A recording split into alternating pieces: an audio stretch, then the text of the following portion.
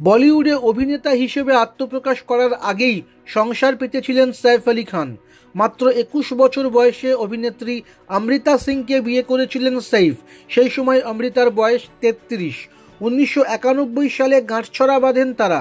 প্রায় 1.5 দশক সংসার করার পর 2004 সালে বিবাহ বিচ্ছেদ হয় সৈফ ও অমৃতার।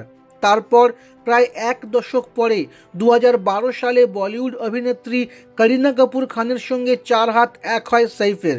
সৈফের সঙ্গে করিনার বিয়ের সময় সেই অনুষ্ঠানে উপস্থিত ছিলেন পরিবারের সদস্যরাও। তবে অমৃতার সঙ্গে বিয়ের সময় নাকি সে খবর আগে বাড়িতে কাউকে জানাননি সৈফ। সম্প্রতি কফি উইথ করণের পর্বে অতিথি হিসেবে উপস্থিত ছিলেন শর্মিলা ঠাকুর।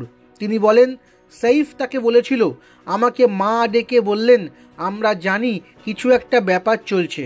তো আমি তখন পুরো ঘটনাটা বললাম। মা আমাকে তখন বললেন ঠিক আছে, শুধু বিয়ে করে ফেলো না। আমি তখন জানাই যে গতকালই আমি বিয়ে করে ফেলেছি।